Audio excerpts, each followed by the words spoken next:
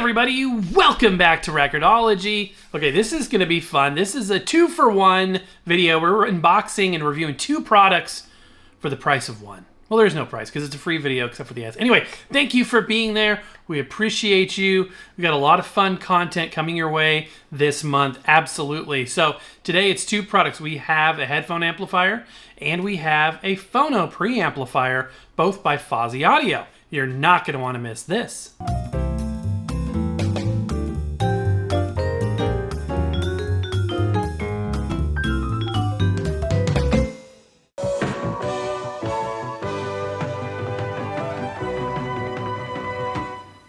Okay, so for today, we're going to be looking at 2 products, 2 for 1 today, both from Fosi Audio. This is the Box X5 preamp, and this is the DS2 headphone amplifier and DAC. I'm really excited specifically about this because I've never reviewed like one of these portable headphone amplifiers. This might help us with the direct feeds.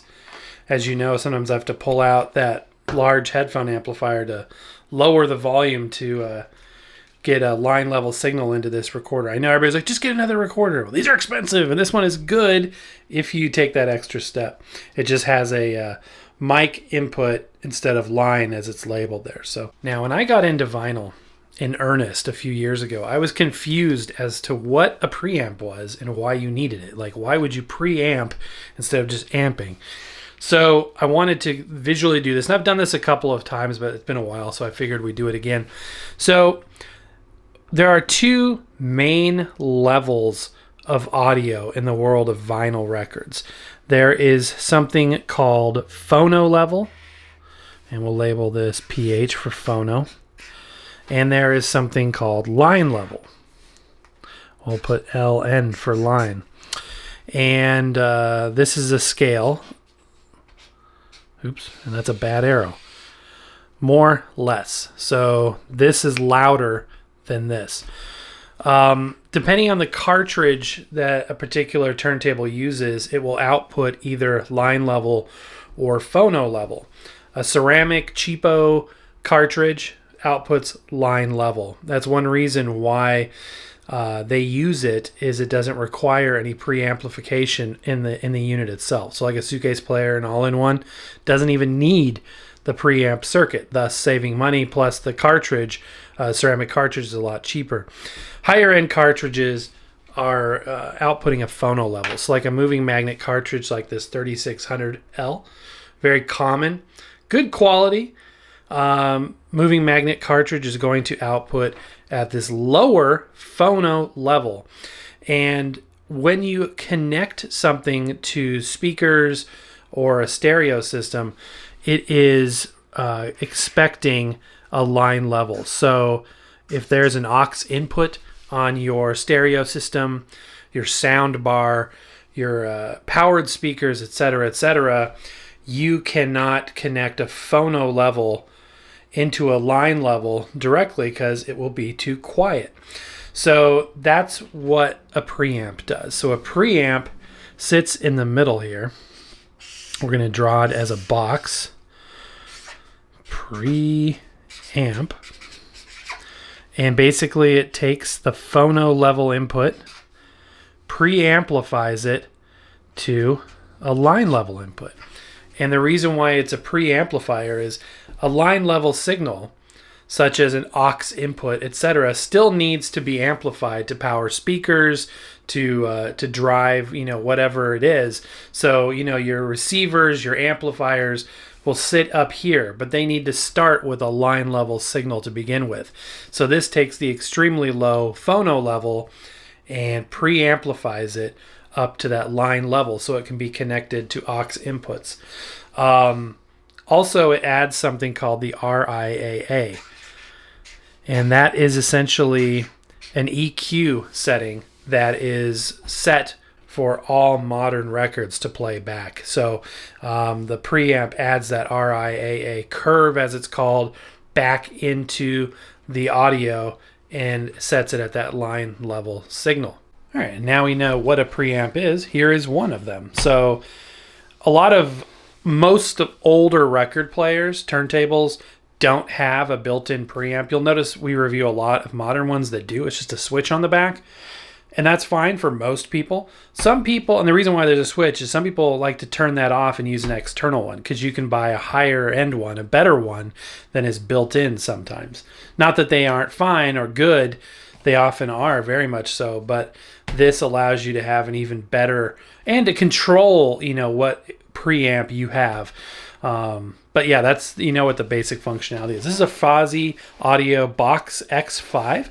We reviewed multiple products from these guys. They always do a good job. They're always high quality metal construction, and this should be no different. So there's the user manual, a little stapled paper user manual. And here is the power supply. This thing is a beast. This is probably the most inconvenient type of power supply where you've got this giant brick and then a cord on each side. But yeah, this basically will obviously connect to AC on one side, and then it'll be a DC power supply on the other. And then the device is self-contained. There's not really any setup required other than connecting it. But here it is. So metal construction. It's a minimalist design. Looks like we got this like orange metal button on the front, a little pinhole LED. On the bottom, we've got thick rubber feet. On the back, we have our connections. So this is the input. So this will come from the turntable, and this is the output. So this will connect to your aux input on whatever speaker system or audio system you have. So this will connect to anything like powered speakers. It will connect to a receiver. It will connect to like a sound bar, anything that you want it to. And then there's the AC power supply. It's actually going to be a DC power supply, but it's labeled AC, 16 volts. And when you use an external preamp, you have to connect a grounding wire. So wow, that's tight. Interesting. I thought that would just... Okay, it was tight. It does unscrew because some of the grounding wire connections are tabbed. But yeah, you have to use an RCA cable. I'll show you what it looks like.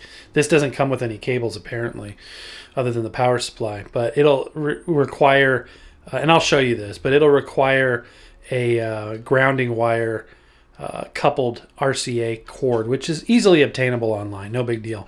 Now, this thing does something that the others don't. Now, if you remember my little illustration earlier, I was talking about phono level as coming from record players, and that's necessitated by the output level of a cartridge, specifically a moving magnet cartridge.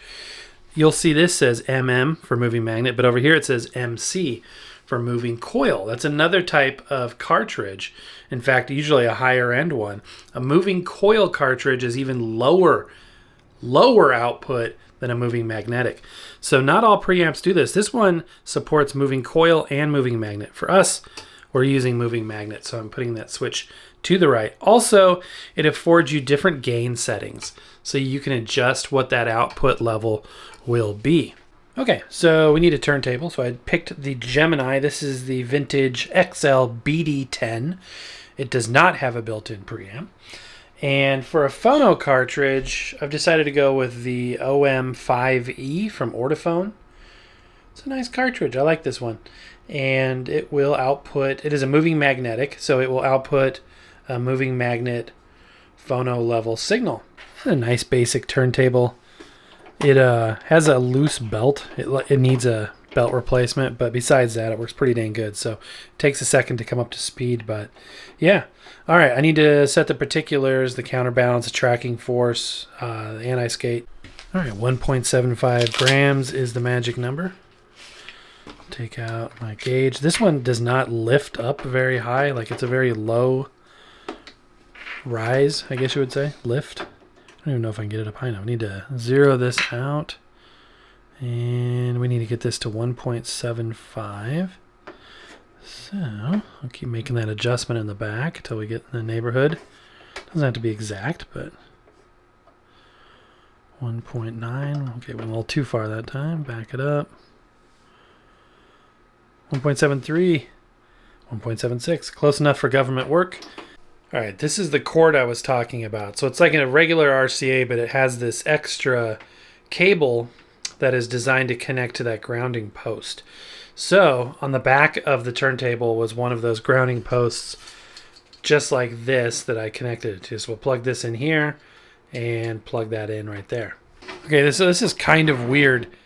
The grounding post, which is required when you are connecting an external preamp, is typically located right next to the jacks. But in this case, you'll see that says output. But what we want is the input from the turntable. It says MMMC input. So I had to take the cable and kind of pull this away. So it's very strange. That's not I don't like the way that that's done. I mean, it's not impossible, but you know, it is what it is. So we're going to put our inputs there, and we're going to connect our tab here for the grounding post, screw that in there. And then on this particular one, like I said, it does have the gain settings. Now, it depends on the cartridge. This particular cartridge, the OM5E, has an output of 4 millivolts, and most phono cartridges are 4 to 5 millivolts. If your phono cartridge falls in that range, or you don't know, the default would be 40 decibels on the gain. However, or in this case, 48 is the closest. However, because of the fact that, as I said before, I've got a little bit of an issue with my recorder that is overly sensitive, and it needs a little bit lower level volume in order to record properly, I'm going to back this down to 38 dB, and that might do the trick. So now I need to connect the output into my recorder. So I've got another RCA cord. This one, RCA, just regular left and right on one side, and then 1/8 inch on the other side. So I'm going to connect this here. Obviously, I still need to connect power to the preamp, otherwise nothing will come out of it. And then right here into the line in, that's really a mic level in. Also, I want to mention too that in reality, you would connect this to your speakers. It would probably just be an RCA to RCA that you'd plug into powered speakers, a receiver, or if you had a sound bar, some kind of something with an aux input, you could use a cord like this. And but in my case, because I want to demonstrate it to you via direct feed, I'm connecting it to my recorder, because in this case, I'll be recording it. And but now I need to get the power connected to that. Kind of stresses me out how close that grounding connection is to the power supply.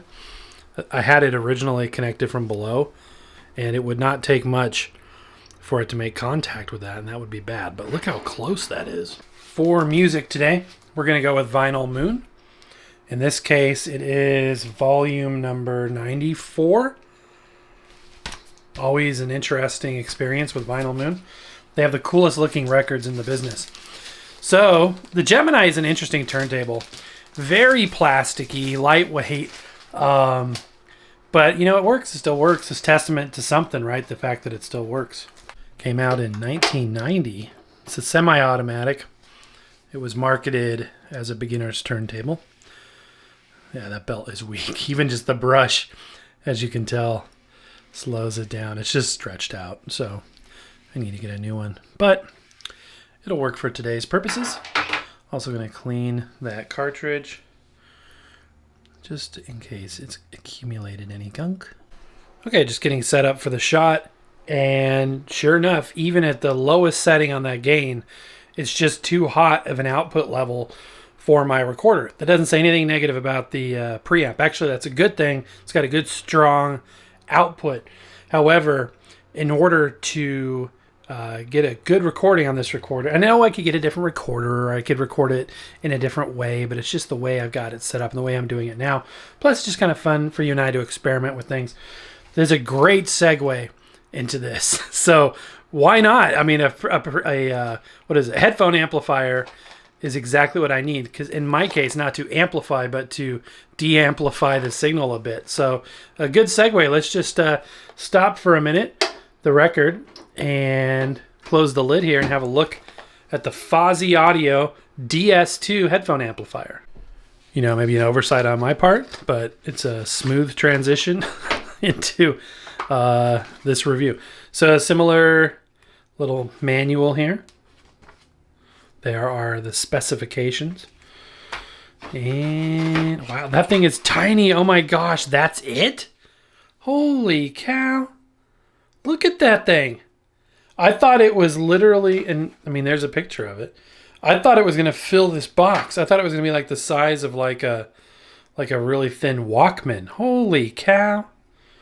Look at that. High-res audio. Obviously metal construction, kind of a blue-gray color. We've got a couple of buttons on the side. Obviously our jacks on there as well. Wow. Okay. Was not expecting that at all. And then we got an accessory box here with a USB-C to USB-C cord. Interesting. Okay. And in here on the other side, we've got this USB-C to USB connection. Yeah. Interesting. Okay. This device will not help us. It's not what I need. So this is designed to connect to your smartphone or computer via the USB-C. We'll still test it out later at the end of the show, but I'm going to have to get a standard headphone amplifier in here. So those aren't inputs and outputs. Those are both outputs, 3.5 and I think a 4.4 millimeter output for a balanced audio. So, and this has no batteries or anything. It's a passive device. It actually works, and it's not passive. It actually draws power from the source device. So it's pulling power and audio through that USB-C. Very cool, but at this stage in the game, I need something different. Okay, time for a direct feed sound test. So if you got headphones, now's a good time to put them on. Hitting record. Here we go.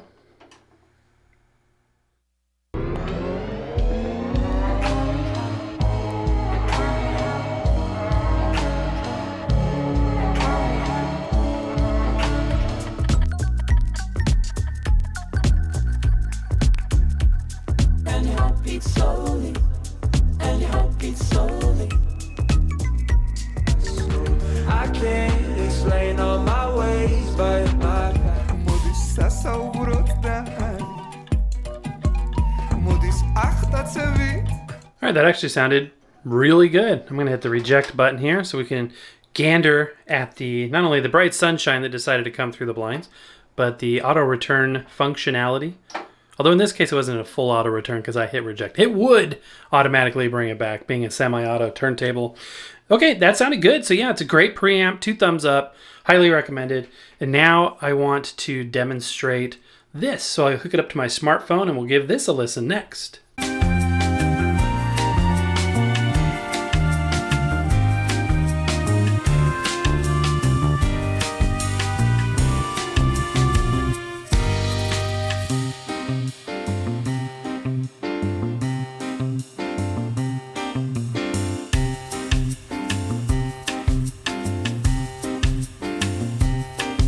All right, my friends, and that is going to do it. Both sound fantastic. Links down below. I may have some discount codes for you, so check that out down below as well.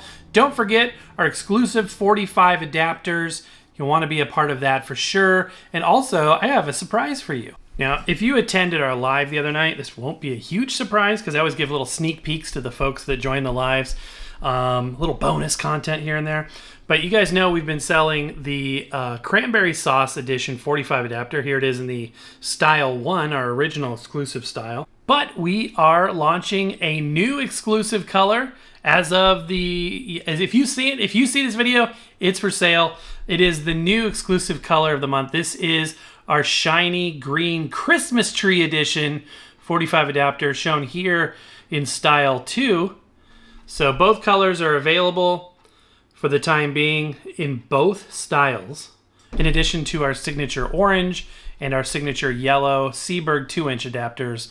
You'll want to check those out. So lots of cool stuff. Don't forget our merch shelf just in time for Christmas. We're going full Christmas mode. A lot of fun content coming your way. There's a lot of record player reviews, etc., etc. I got to get busy working on that stuff. That's going to do it for today. Happy record hunting. We'll see you next time.